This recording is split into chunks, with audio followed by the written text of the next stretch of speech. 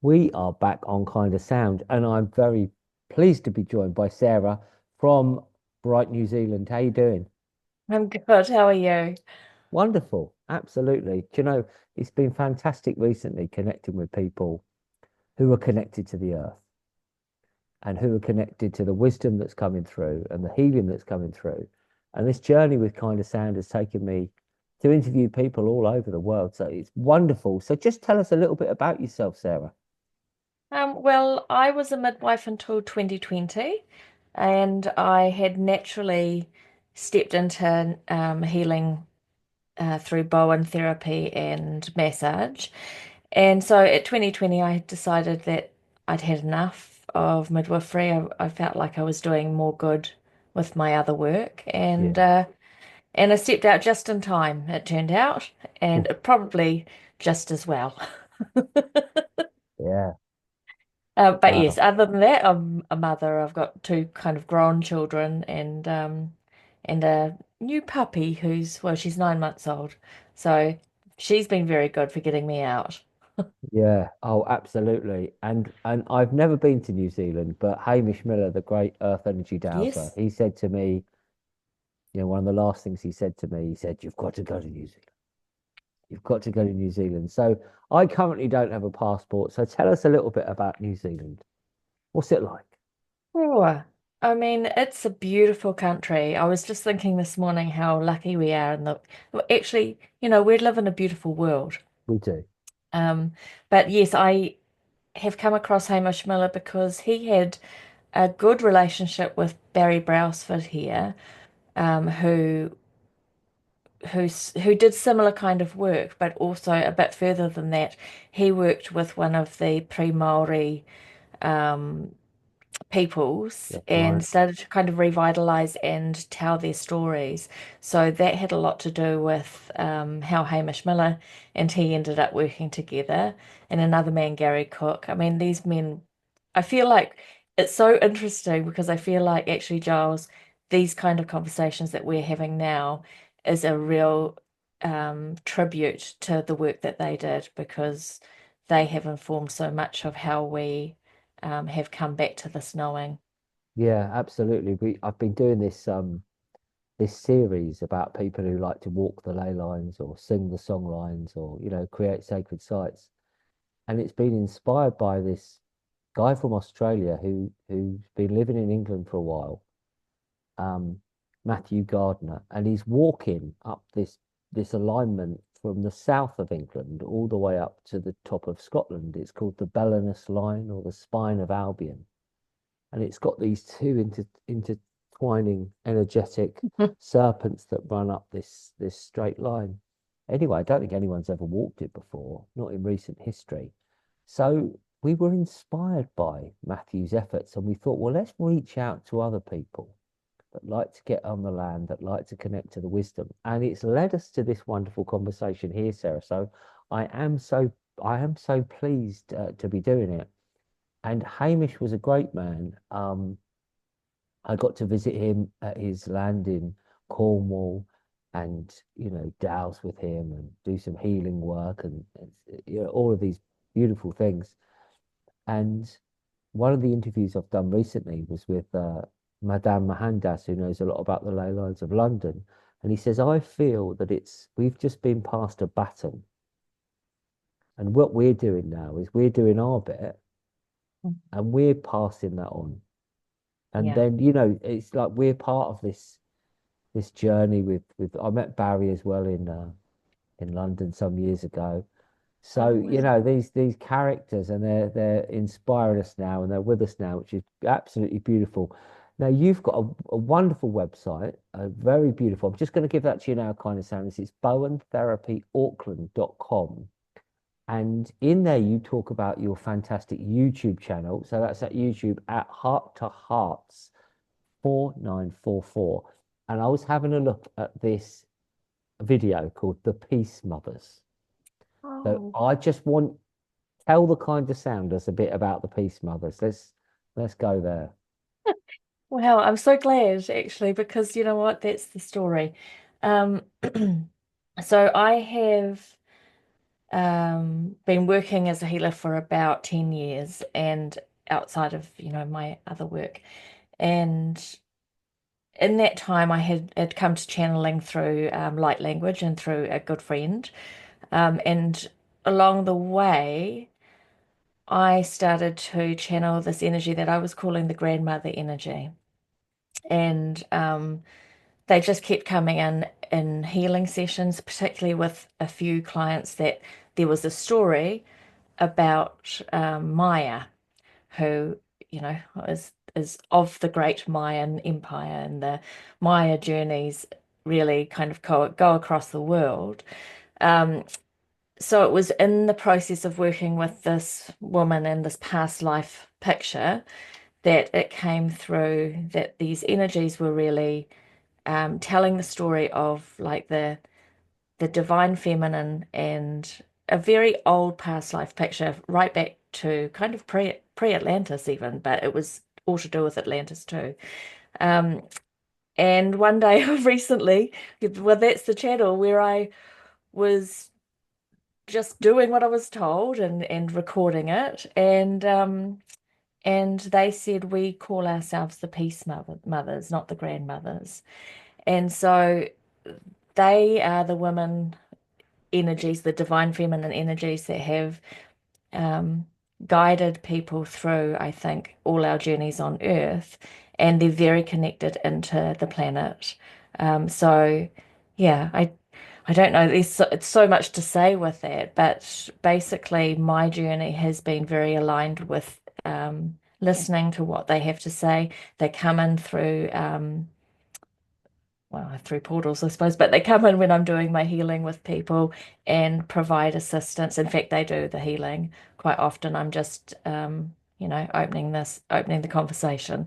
So, yeah, and more, I have to say that they've come through because I have been doing what I've been guided to do, and that is actually getting back into nature and returning to my own, I don't know, multi-dimensional knowing and being led to all these beautiful sacred sites. So I had started to do a bit of singing to the water for a few years, and then I had also done Rachel Vaughan's spiritual development course way back when she started, and that just perfectly aligned. So when she was talking about ley lines and then teaching us, how to perceive them, um, that was one of the things that I just found like straight away. I was like, finally, somebody's giving me permission to talk about the things that I've imagined are real. And I think that's the wonderful thing about Lay Love Down and about Rachel Vaughan is she has just opened this up for so many people because actually intuitively a lot of people are doing this work and they're actually walking these ley lines without even knowing. And then she's just kind of flicked the switch, I think, on giving people permission to acknowledge that they're seeing nature spirits and they're interacting with the world in a different way. Yeah, so that's that's how I came to it all. Beautiful. Yeah, I had a wonderful interview with Rachel, and it's fun. It's fascinating to connect to people on the other side of the world, but that it's like we have this brotherhood and sisterhood and this shared kind of passion. So tell us a little bit more about your work with the earth and in nature. Well, I think it's it's two-pronged because I think for me, I've always found, that I exercise was a good outlet for me. Before I was fully kind of awake to other things, I would just get a lot of clearing and clarity through going outside and exercising.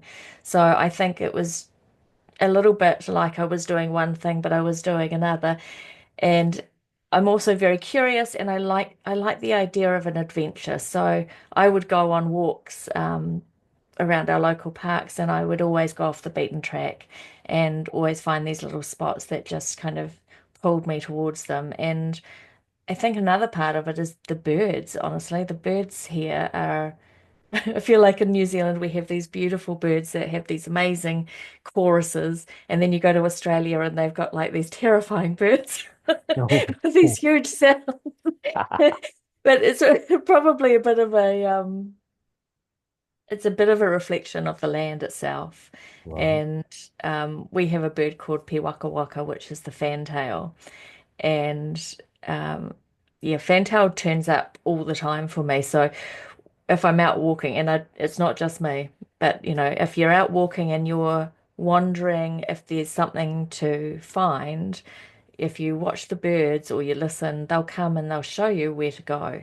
So, yeah, so that's been, I guess I'm just very curious and adventurous, and I think having children when the children were younger, we never had money, but we always could get out into the parks and climb the trees. And yeah, so it's just really taking advantage of the fact that the natural world offers so much as a playground, and then as a teacher.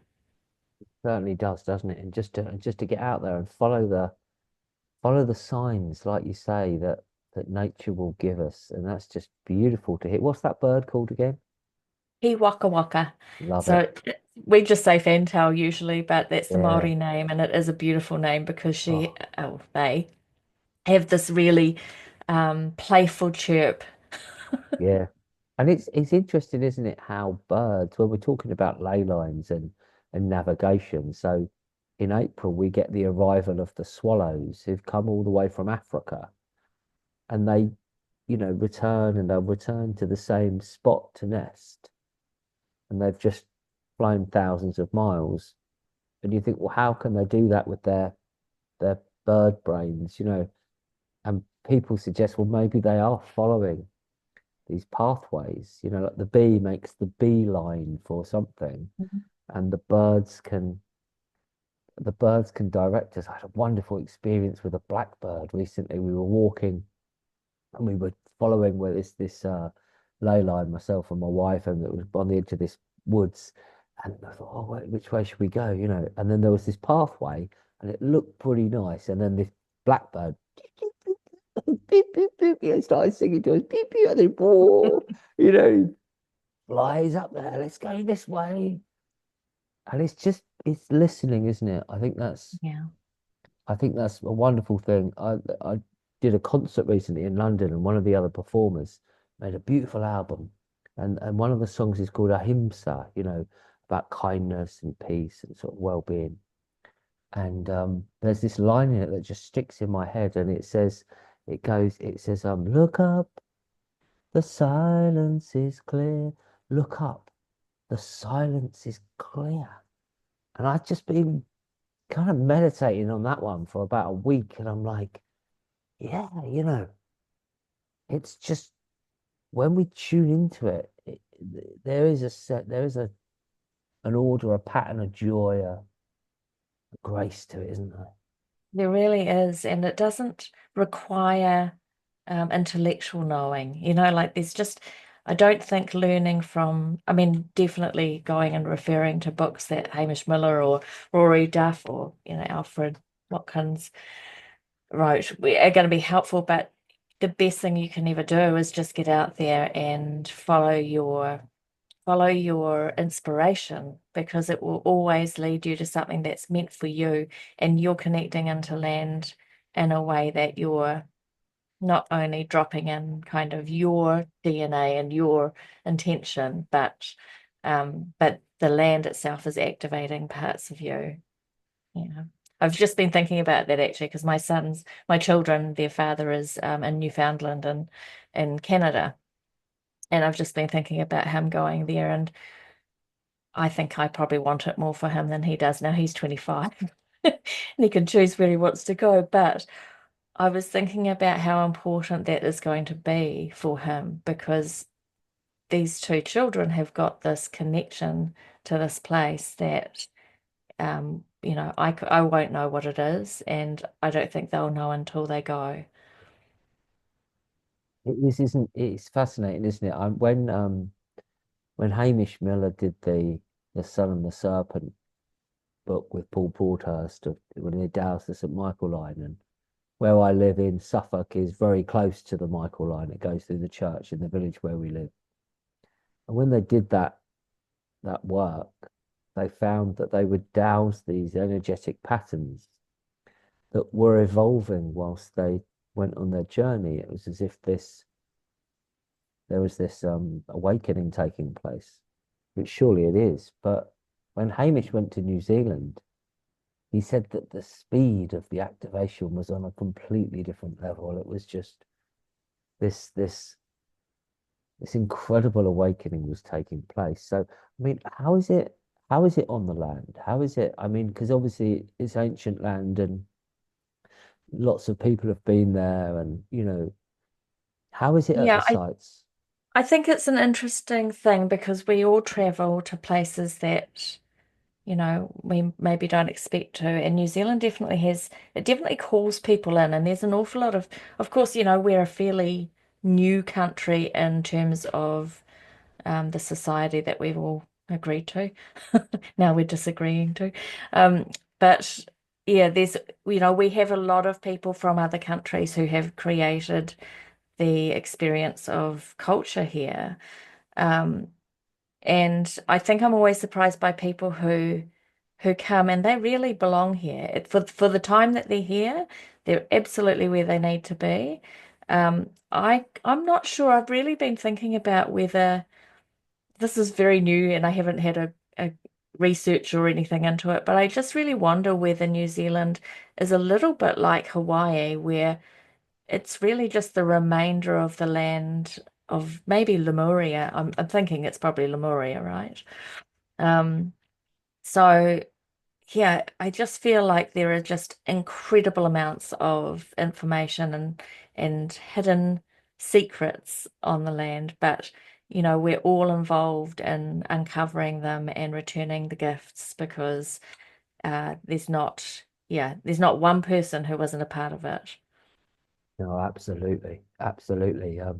We did an interview on the subject of walking the ley lines with Stephen Ash, medicine man Stephen Ash, great man, and he said, "Look, don't worry too much about you've got to find this ley line or this dragon line." He said, "Just walk on the earth." He said, "It's all connected. Mm. It's all connected. Just walk, just walk on the earth, and it will." I just thought it's so beautiful. You sometimes get caught up about, oh, I've got to go to this place or whatever, but he said, just walk on the earth with, with care and reverence. It's a beautiful thing. There was a lovely story Hamish told, and they'd found um, they'd found like a crossing point of energy lines in New Zealand, but it was unmarked. Mm. There's no, you only found it if you knew where to go, right? It wasn't like Stonehenge and they put stones around it or something. And they had this little pebble and they just placed it in the middle. He just placed it in the middle. It's just this little pebble he'd found. He liked it, right? And then the next day, they observed that someone, a Maori, like I don't know, priestess, maybe you call her, I don't know, a young girl, Mhm. and but they were a little bit away, and they just watched her, and she came up to the point, the energy point, and she saw this little stone. She just flicked it away because it just didn't want it marked in any way. Yeah. And I found that fascinating. Where in England we've built these incredible cathedrals and stone circles and these mounds. That not all places, obviously, because some are still hidden, but some of these powerful places, there's just there were places there, he said, that are just so hidden. Yeah. I feel like that hiddenness um is part of the story, that we're not supposed to find all of these places. They're not supposed to be widely known. And some people hold that knowledge. And yeah, it is interesting. I found a lot of places where when you look for it, you can find that there are market, there will be stones nearby, but they're often nearby, not on. And if you watch where the trees grow, often they'll kind of point into these places as well. Beautiful. But yeah, I think that New Zealand's just got, we're the first. well, we've got an island called Chatham Islands off to the east, but we're the first land to see the sun.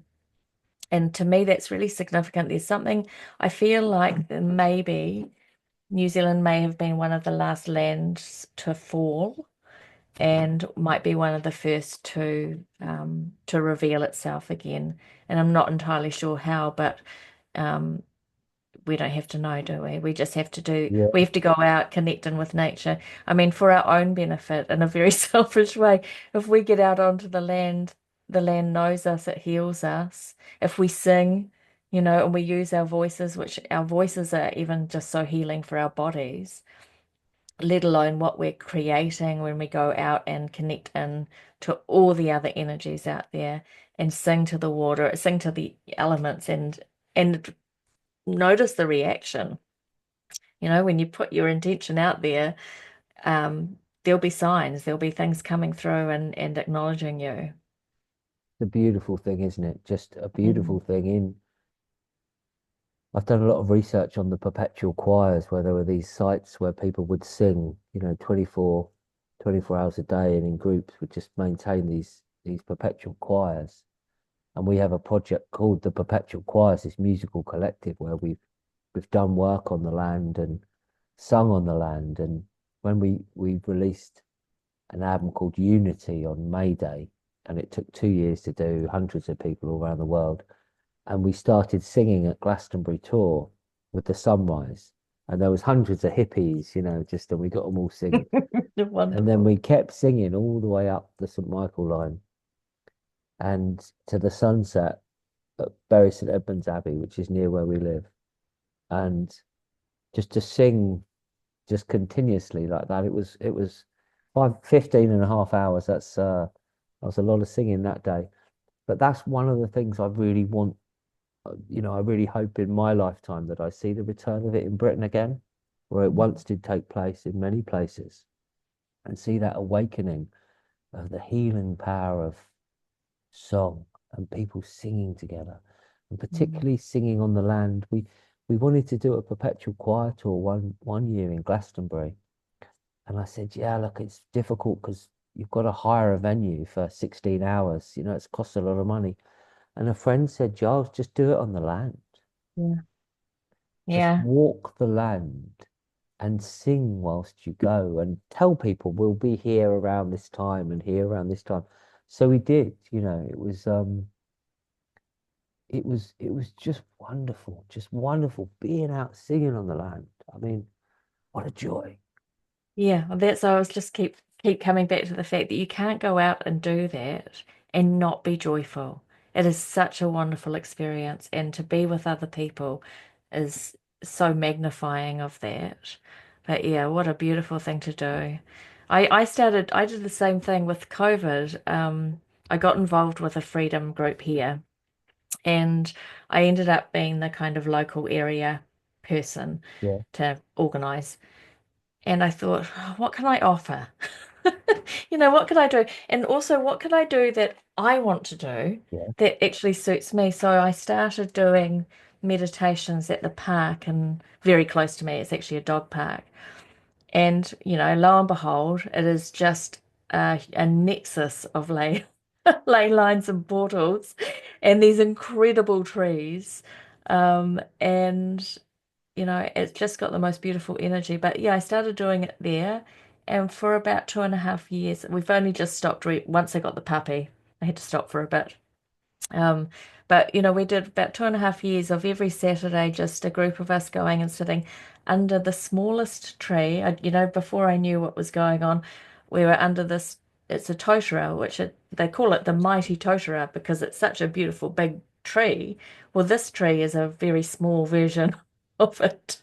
And we all sit under there and we do our meditations. Well, now I realize, of course, it's got a fairly stunted growth because it's on a very major ley line, and trees and plants don't do very well in those energies because you know, they're not naturally going to grow there. It's definitely been a tree that's been planted, but it's a beautiful thing to look at. Once again, you just go where you can. I couldn't afford to do a venue. We weren't even allowed inside of anyway. course, yeah. Yeah. But My no one God. can stop you from sitting under a tree at a park. Well, I mean, yeah, God, well, I mean, God, dear me, I'm so glad we made it through those times. We're the lucky ones. Not everyone did make it through. God bless them. But oh my God, we had a wonderful thing. It was the solstice, the winter solstice, and it was the time in England where you weren't allowed to meet with other people at all. The police were literally knocking down people's doors who were, so winter solstice, we invite our friends round and we're going to sing from the sunset to the sunrise. So that's 16 hours, taking it in turns. So I do the first hour, and then my wife Juliet, she's starting the second hour. And I've got my guitar and I'm playing, and she just, these words come to her, and it goes, "We call on Archangel Michael. We call on his sword of light. We call on the cosmic Christ. We call on the divine light." And this song just came to us and would keep coming back to us with beautiful melody of it. And it was at those times we needed protection because the door might have been bashed in by the police, and it was what a nut job. But what came out of that is this song, which we then released with the perpetual choirs for the spring equinox. And subsequently, that song has helped so many people. If the going gets tough, they know there's something that they can hold on to. They can sing those energies in of protection and peace and healing. And I think that's, through adversity, things rise, don't they? Things rise up. Absolutely. Yeah. And actually, thinking about it, that was how our little freedom group was meeting. We we have a very big park called Cornwall Park, not too far from me. And we would meet in this one area where it was kind of like a place people don't usually stop. And so every Sunday at 4 o'clock, it was like meet up there. And it was this place that, there was no one going to find you there unless they were walking past. And most of them were just completely, baffled by why people would be anywhere near each other. So we just had this wonderful, it just turned into this wonderful thing. And even since it's been like, should anything else occur, it's always going to be 4 o'clock on a Sunday There at you that go. place. Boom. Yeah. Absolutely. No, it is an absolutely wonderful thing. Well, look, kind of sounds, I'm just going to give you that website again. Do check it out because it is absolutely beautiful. It's bowentherapyauckland.com, and you can hear Sarah talk about the Peace Mothers more on the YouTube channel. Heart to Hearts is beautiful. Heart to Hearts 4944. So Sarah, just finally for you for the kind of sounds, what the final message? I actually had a really lovely transmission come through yesterday. I actually have a Telegram page that I call the Galactic Midwife, and and I forget because I kind of spread things around and do different things on different places. Of course, yeah. But this transmission yesterday was really about the fact that we everybody needs to hold fast at the moment. Things are really moving at a rapid pace. Uh, we're going to see people go one way or the other. And like you said, it's been a very hard time the last 5 years, but it's not quite over. But the way in which we respond to everything that's happening um, is very different. And I'm reminded that we have an enduring relationship with those that we love and we're connected to, and that includes all the non-humans as well, and all the beings out there. So um, you know, the answer for everybody, I think, is to be out in nature. If you're finding things tough, get outside and start engaging with the world around you because there's so much love and support for you. And no one should feel alone. You can't feel alone when you go outside and you realize that the birds are talking to you, the trees want to touch you, and there's sun or there's rain or there's something. Beautiful. It really is the answer, isn't it? Nature is the answer. What a wonderful way to finish. Well, thank you so much for this chat. We crossing the world on Kind of Sound, bringing you inspiration, love, and kindness. So thank you so much, Sarah, and hope to see you soon. Thank you very much, Giles, for having me. It's been a pleasure.